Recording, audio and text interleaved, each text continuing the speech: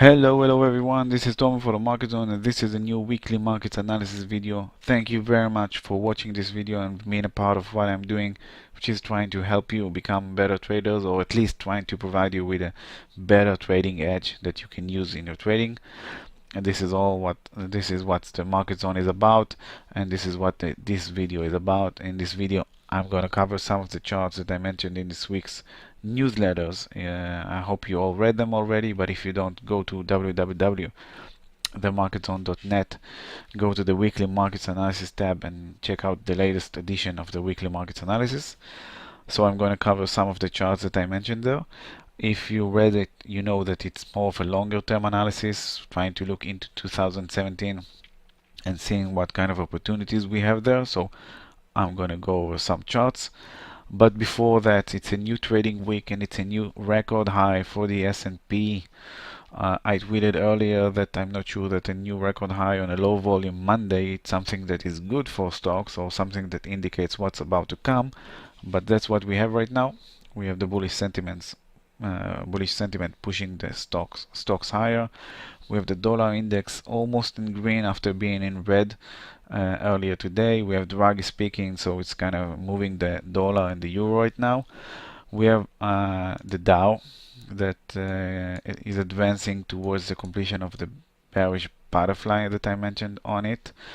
And we have the financial sector that is inside the PRZ of a bearish butterfly, a bearish weekly butterfly pattern with overbought condition.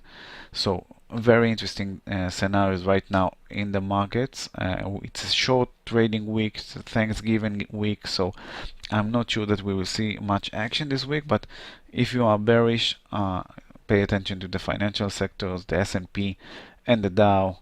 The Dow and the S&P may have some more upside potential in them, but the financial sectors, after this amazing run, may present some bearish opportunities. So pay attention to that. But now let's jump to this week's weekly markets analysis and see the charts that I mentioned there. The first chart that I want to cover is the S&P 2000, probably the most important chart in this week's newsletter. And what we are seeing here is a price behavior, a price pattern that I picked up on when I checked out the monthly chart going back from 1995 till today. And what we see is that during the bull market years, you see from 1995 to 2000 and from 2002 till 2008, and then of course the latest rally, we see a slow, smooth and steady climbing of the S&P with hardly any correction waves, and the only correction waves that we saw touched the fast moving average line. That's the monthly chart. This is the yellow line that you see here, and it provided the support that the stock market needed in order to advance higher all the way, if we're looking at the first wave, to 1400. And then in the peaks we are seeing that the price is like widening up. We see a wide trading range, we see extreme choppiness. This is a nightmare to trade if you're a longer term trader. This is a nightmare period. This is about a year. This is a little bit less, but it's a nightmare to trade it. It's a paradise for day traders, but not for investors and not for swing traders. And then the bearish signals were given when the price closed below the fast moving average. You see, here was the close, and then we saw the bearish wave. And the same, we see here the same, a close below the fast moving average. Here we even got a kiss to the fast moving average, and then a sharp decline, 2008 crisis. So that's the pattern. Now what we have here, it's a little bit different. The difference this time is, in my opinion, the level of interference or the level of engagement that we have from central banks in the stock markets. Between 2011 and 2015, everything was perfectly fine. We got used to it. QE, zero rates policy, and the markets smooth and steadily climbed towards new record high. The problem started when the Fed stopped QE at the end of 2015. When that happened, the stock markets lost their ground, lost their support, and we entered the choppiness period. This choppiness period is much wider than the previous ones, and that's probably the best indication of how much the central banks are involved in this market. You have to understand, at the end of 2015, when the Fed took out the fuel that pumped the S&P to where it was, the initial response was a massive sell-off, a 10% correction in the S&P. And that's perfectly understandable when you have such gains following a few years of bull run. You don't want to risk them by keeping your riskier assets in an overbought environment. So we had a massive sell-off, the S&P, and then the Fed stepped in and said, whoa, whoa, wait a minute, we are here. The party isn't over yet. We will do whatever it takes to boost the US economy, and that boosted stocks back to previous record high again. And then we had another crisis. And what happened? Another central bank stepped in, the ECB. The ECB promised more QE, more stimulus to stimulate the European economy, and that boosted stocks again. And then we had Brexit, so the Bank of England stepped in and said we will do whatever it takes. The ECB stepped in, also we will support the European Union. And that's how you see stocks being boosted by central banks over and over again. And the last time that the S&P touched the fast moving average was during the elections. It spiked to the fast moving average and closed back above it, now breaking into new record highs territory. This last spike, this last support that the S&P found when it touched the fast moving average, is what leads me to think that we may have a little bit more bullish upside on the S&P. We saw it in the Dow, it's not in the PRZ of the bearish butterfly yet, so we may see S&P taking the stop loss above previous record high. Even if the S&P won't close or won't stay in new record high territory, it still didn't provide the bearish signal that we got in previous crises. The price didn't close below the fast moving average. And even if it will, we have no guarantee that central banks won't step in again and push it back up again. So it's a little bit more complicated situation right now, but if you are bearish, you can speculate that the new record high will be the top of the S&P, but you didn't have the confirmation signal, and maybe during 2017 we will get a confirmation signal.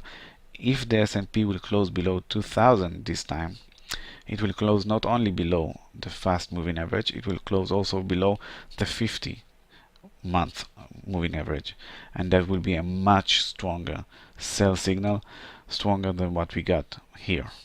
So pay attention to it during 2017. Right now, all you can do is speculate that the new record high that we got today on a low volume Monday may lead to a correction towards the fast moving average to test it as support again. Another chart that I want to cover in this video is GLD. This is gold. If you're trading Forex, you can see the same patterns in XAU USD. I want to stick with GLD because this is a chart that I mentioned several times this year in the weekly markets analysis newsletters, and I want to stick with the same patterns that I covered in the past. But again, if you are trading Forex, you can see the same scenarios in XAU USD. So this is a monthly chart of GLD, and we have the falling wedge that the gold been trading inside between 2013 and 2016. Earlier this year, we had the breakout scenario. This is also something that was mentioned in the weekly markets analysis newsletters, and this was a great trade that we took in the elite zone. So we had a bullish breakout. It met the resistance of the 50-month MA line, and now we are seeing gold testing the fast moving average. This is a monthly chart. This is the monthly fast moving average. This line should and can provide support for gold for a continuation wave. But what if it won't?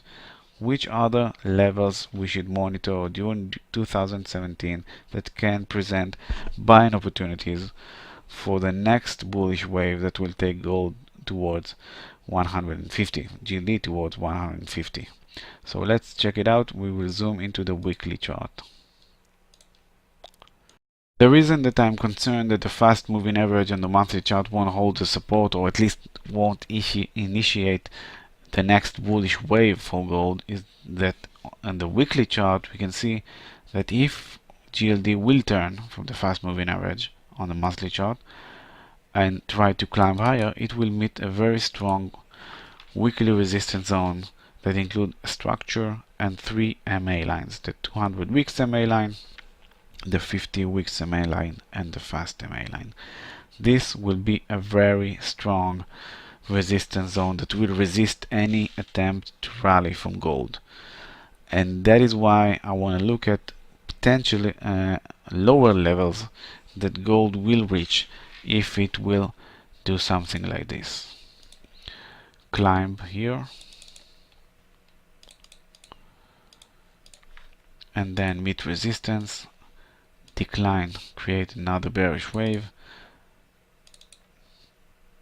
and from somewhere here may create the third wave, the massive bullish wave that I anticipate in gold. So which levels should we focus on if GLD will stay below 120 and decline lower? The first support zone is 110, 111. This is the structure zone that you see here: support, resistance. The structure zone changed roles: support, resistance, and now it should act as support again if GLD will reach it. It's also there, pretty much the 618 Fibonacci retracement level. You can see this is 618 is near 112. So we also have a Fibonacci level here to support potential upside from GLD. And the next level, I think it's highly unlikely that it will reach there, but we have to consider it, is that if GLD will decline all the way down to 100, create a double bottom, and also retest the wedges borders here, and the double bottom should provide support again for GLD to rally and test the 200 weeks MA line first, then maybe break out of it and continue higher. So that's GLD.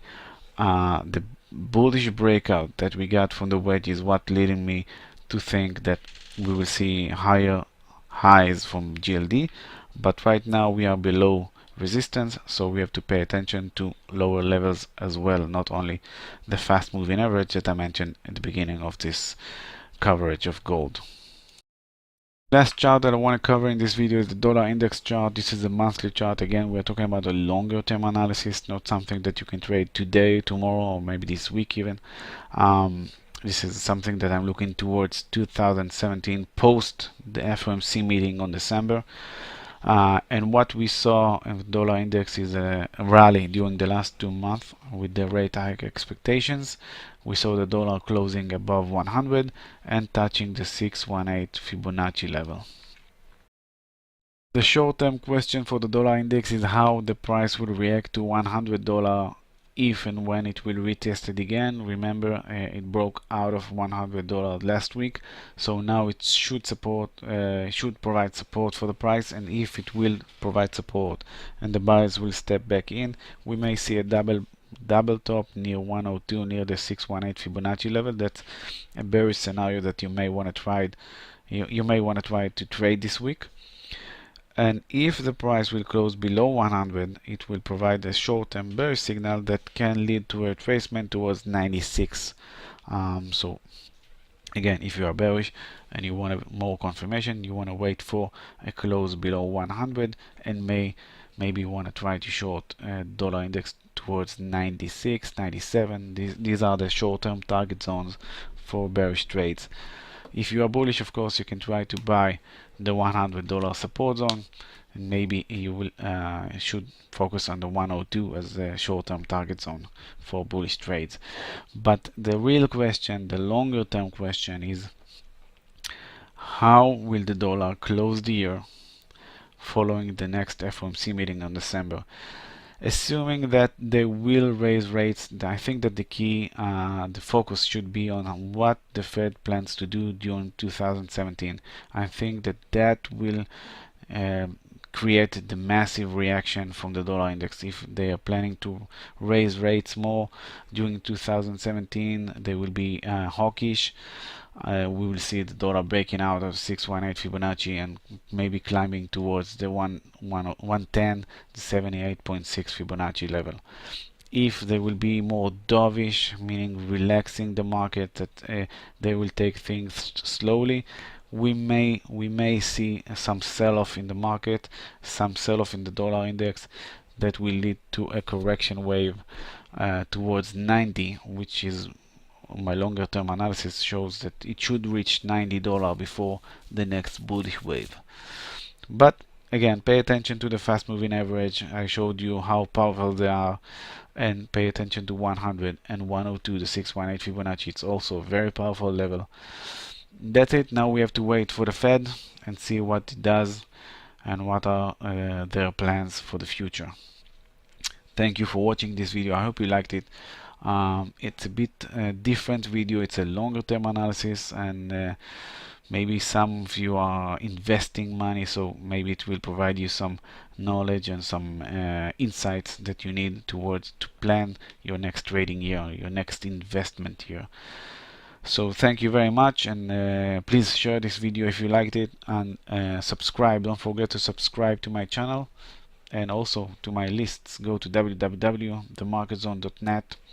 Subscribe to the weekly markets analysis. Get your newsletters each trading week. And if you really want to upgrade your trading style, your trading performance, join the Elite Zone. There will be a Black Friday sale starting tomorrow, so pay attention. Thank you very much again. See you in the next video.